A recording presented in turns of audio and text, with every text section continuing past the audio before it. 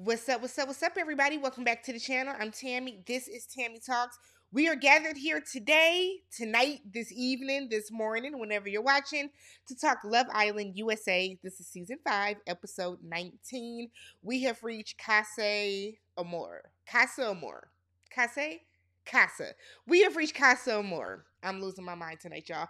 If you're brand new to the channel, I break down TV shows one recap at a time, interjecting my own thoughts, opinions, and theories into each and every video. So, if you enjoy that type of content, you are a repeat viewer or a new viewer that is not yet subscribed, I hope this is the video that changes your mind. Shout out to y'all because last night I mentioned needing one more subscriber to get to 14,000 subscribers, and like 60 of y'all subscribed. So I appreciate that, y'all. Keep the energy going. Don't keep typing in Tammy Talks Love Island. Just subscribe to the channel. I am here every night that an episode is on. All right, y'all. Y'all don't care about that. Let's talk about the show. Starts off with Hannah. Hannah gets a text that the Safe Islanders, the like 5 of them, are going to decide who is going to be sent home. So let me scroll up in my notes, y'all. So as we recall, the Islanders that are on the chopping block that are vulnerable for the ladies are Destiny, Emily, Cassie, and Carmen. And then for the guys, it is Leo, Harrison, Kenzo, and Keenan. Okay? So the guys are going to vote for one girl to go home. The girls are going to vote for one guy to go home. It kills me. It kills me how like distraught they always are. Just, oh my God, just like they just can't take life, y'all. I be like, y'all send somebody home. Maybe I'm too heartless to be on a show like this because the way I'm set up and the way that I would be trying to win while finding love at the same time. If somebody gotta go, somebody gotta go. Like, I get it. Y'all been together for the past 2 weeks, maybe close to 3 weeks now at this point, but the theatrics kill me on this show. But okay.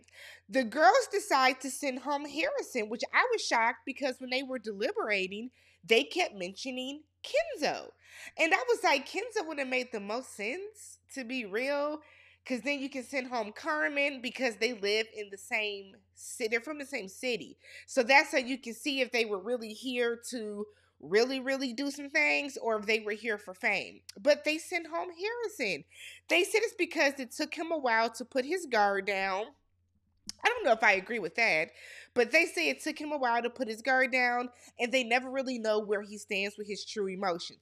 KK also mentioned when they were talking, Hannah, because it came down to Hannah, Imani, and KK, that the public, America, probably some people in the house, did not like the way that Harrison moved very swiftly from Destiny over to Emily. It was like boom, boom. Like, it really was on some, that was just a girl I knew. Like, not, you know what I'm saying? Like, it was a very swift turn. On the guy's side, Jonah was trying to get Destiny up out of here. Did y'all hear that? And it's like, damn, what did Destiny, I mean, granted, I've said it. Destiny was rude to Jonah, in my opinion. But the way that he was like, it's gonna come down Destiny for me. Okay, Jonah, damn, you ain't gotta talk to her. Whoo, boy, men be so sensitive, my God. But they send home Emily, which makes sense. Send home a couple. So they felt that she came in and got too comfortable. They don't think that Emily even tried to talk to anyone else or get to know anyone else. And I'm thinking they got their fucking nerve saying that, especially Marco, when you have been with Hannah this entire time.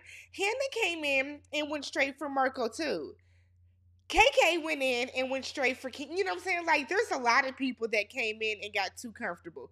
But hey, Emily can go on, and that's what you and your mama get, because y'all was on there talking cash shit about Destiny, and that's why your parents and your family need to stay their asses off the internet until this show is done.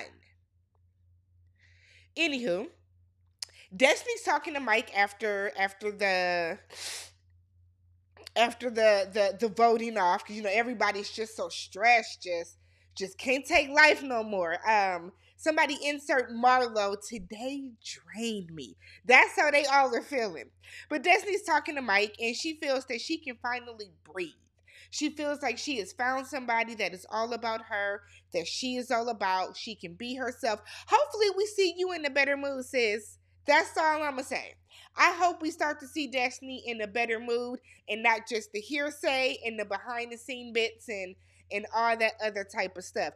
I hope on the actual episodes that we are watching on the Peacock, okay, that those episodes that we can see Destiny be a little lighter, a little, in a better mood. In a better mood. I'm gonna need y'all to stop saying that people want Destiny to not have self-esteem or to be a whore. Like, y'all really just go to the extreme, and I would never understand it. It's like it's like y'all have two modes. Like, nobody is saying for Destiny to, pop it for P, okay? We just want her to not be so uptight. And when I say uptight, I just mean Destiny seems rigid in some scenes. Maybe she's not comfortable, whatever the case. I just hope that now, okay, that she is with Mike, that she is more relaxed. We see that she's more affectionate with Mike. She's more flirty with Mike. She's smiling more. I said, look, she do got all her teeth. I thought she was missing a side tooth because we ain't never seen her show past these first front four. So that's all I'm saying. But Destiny and Mike, y'all know how I feel about Mike. Based on what his social media said, he liked to play in the snow. But, which is not a problem, before y'all say something, not a problem. I have dated a white man before as well as, way back in college. Very brief stint, nothing serious. But there's no issue with that. One of my best friends is now engaged to a white man. So that's not the issue. The issue is if you are going to peg yourself on your social media, on your YouTube, as you're trying to make Dr. Martin Luther King Jr. proud by dating white women, and you have videos that you're out trying to find the snow bunnies out in Houston. I want you to keep that same energy all the way around. Nonetheless, Mike, I'm going to give you a pass because aside from the roots, you are right with me, okay? So then we have Marco and Hannah. They decide to be closed off. Girl, whatever. I just do not like Marco. I don't like nothing about Marco. Keenan and KK. Y'all know they are dragging it for me. They are blowing me. Keenan and KK, they're talking once again, about nothing. But Keenan said that he doesn't care how America sees him. Nigga, are you stupid? You should care how America sees you. People are voting for y'all. Lord, Keenan, I've been trying to really understand and sympathize with you, but I'm about to push you out to sea. You have to care how America sees you while simultaneously caring about how KK sees you. But you can't, he basically just told America, F you. He told all y'all voted for him, F you. I don't care how y'all feel about me. Then when your black ass is in the bottom, next time, don't you say a word. Because you said you don't care. He then goes on to say that he has no regrets on anything he has said or done or how he's moving. He only cares that KK doesn't see him as a villain. She said, I don't even know what to say about that. And I said, girl, what can you say? He basically has said that all the pain that he has caused you and the confusion and all that stuff, he don't regret none of it. That's what he's telling you. What is there left to say? What is there left to say? He also didn't take the sponge, and you know how men take their little sponge that has the little holes in it. He didn't do that today because his hair is very much. It's just his hair ain't hairing today, not for me at least. So then we get Imani and Mike talking. This is the next morning, I believe. But Imani feels that her and Keenan have sexual tension. Girl, do you? Do you? Do you? Or is it lust? Because there's a difference between sexual tension and lust. You know what I'm saying? Some men look at Beyonce and Rihanna and they lust after them. Some women, we look at Boris Kojo, Morris Chestnut, what that man's name is. Some people say Michael B. Jordan, but we look at those men and I'll say Tay Diggs. Tay Diggs don't really got fined. Back when he was with Stella and that hairline started right there, I didn't see it for him. But this new Tay, yeah, we look at those men and we're lusting after them. But if I were to be in a like you see what I'm saying? I don't think there's sexual tension with them. I don't. I could be very wrong. I've been wrong before in my life, but I don't see sexual tension with them. Those of y'all that watch the behind the scenes or never before seen footage, whatever that episode is on Saturday, are y'all seeing sexual tension with them? Because I feel like she's just talking at this point. Mike encourages her to go and pull a Keenan for a chat and apply some pressure. Y'all know Mike is saying that because if it doesn't work with Destiny, I think Mike would go for KK. I think Mike would go for KK now if KK was open. See, he don't want to be caught no shit. So if KK was very open and not like stuck and sprung on Keenan, he would be more willing to talk to her. And to me at least, that's why I think that he was like, yeah, go do it. Go push up on that man. I was like, Mike, you can't be messy and have bad hair. You got to pick a struggle. So Imani, I be damned if she goes and pulls Keenan. She got right to it, then she boom boom. So Imani goes and pulls Keenan. Keenan's simple ass is once again talking in circles. First and foremost, I want to do this, that, and the third, which you got damn, and it's like Keenan. I'm gonna get some sound bites of Keenan's ass. I want to have a soundbite of Keenan saying "goddamn" so I can just press the button. Goddamn, goddamn, goddamn. Like, why do you say that so much, sir? I would like to know.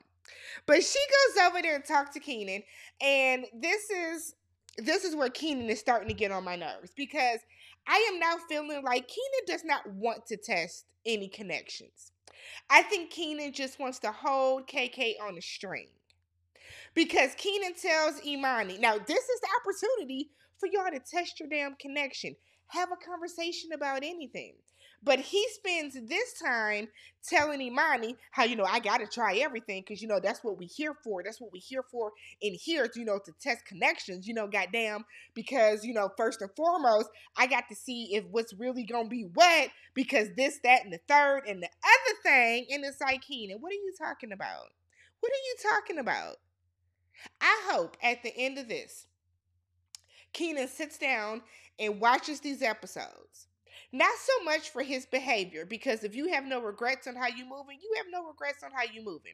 But I want him to sit down and watch these episodes because I want Keenan to listen to himself.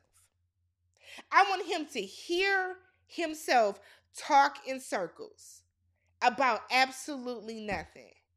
I have tried to make sense out of what you're saying, Keenan. And you know what? I'm done with it. I'm done. Because you're not making sense no more. Do you want to talk to Imani or not? I feel like Keenan just wants to say that he's testing connections. He's not really testing anything. He don't really want to test anything. He don't. And I'm over it. So Keenan, everybody's getting dressed. Y'all know they get all dressed up to go stand downstairs. And everybody's getting dressed. And Keenan comes in and whispers into Marco's ear that he's going to close it off tonight with KK. And he said he got everything he heard. So basically with that, oops, keep hitting this mic. It's too close. What that tells me is that during Keenan's talk with Imani, he wanted Imani to come on and be like, I like you, I want to do this, maybe hug him, maybe rub on his chest or something, maybe, touch a little thigh meat. He wanted Imani to kiss him. He wants a woman to put on the moves. He wants her to reach out and do it. And what is probably happening is Keenan being a football player at Morehouse College. For those of y'all that do not know about HBCUs, Morehouse is a all-black, it is a all-male college. Now, Morehouse sits on the same, basically, campus as Spelman, which is a female HBCU, all-female HBCU, and they commingle down there, right? AKA Spell House. And I think what happens is that Keenan probably gets, because Keenan's not an ugly guy. He's a very attractive guy, right? You got to be smart to go to Morehouse. So we know he has intelligence. They don't just let anybody's ass in there. Before y'all say he's not smart, Morehouse does not just let anybody in there. If y'all don't know about HBCUs, and what their requirements and stuff are, don't come in my comments saying that man is dumb, because he's not. So if he's at Morehouse and he's playing sports on top of it, he's tall, he looks clean for the most part. He's probably pulling girls down there. Keenan is used to girls approaching him. And because this is not happening on this show, I think it's like it's messing with his mental a little bit. So the fact that Imani didn't like approach him, the only girl really giving you fever right now is KK. Now he's like, you know what? Fuck it, goddamn. I'm just gonna stay with KK. That's what that is. Meanwhile, while the girls are upstairs, Hannah gets a text. What is that text? That the girls are invited to a gala. But shh, don't tell the guys. I was like, don't they get their own costume more? But I guess they okay. But I was like, don't they get their own? So the girls all are getting dressed. They find out it's Casa More. Everybody's ready to go. Everybody's geeked. I said, ooh, just to hell with all y'all couplings, huh? They pulling out dresses. KK was like, pack my shit, let's go. I said, KK about to go wild out. So the guys are downstairs because the girls tiptoe out. They leave. The guys are downstairs taking pictures and shit, and they're waiting for the girls. And they realize, like, what if they gone? Because we don't hear them. They go running upstairs. Sans Keenan, who is downstairs kicking air because you messed up. Too little, too late, babe. Too little, too late. The guys are upstairs reading all the little messages that the ladies left for them. They figure out that the girls are at Casa Amor. I keep saying Casa. I don't know why. Casa. The ladies are at Casa Amor. So, meanwhile, over at Casa Amor, the ladies are walking in and they geeked, ready to risk it all. I said, why are y'all running to them men? If y'all don't let them men come over and run over to y'all, why y'all running? Don't be thirsty. Tuck your thirst in, ladies. I'm so upset with them. So Keenan is salty because he was like, I didn't get a chance to close things off with KK. No, you did have a chance. You chose not to. You had a chance. Keenan, you have had 19 days worth of chances to close things off with KK. You just chose not to.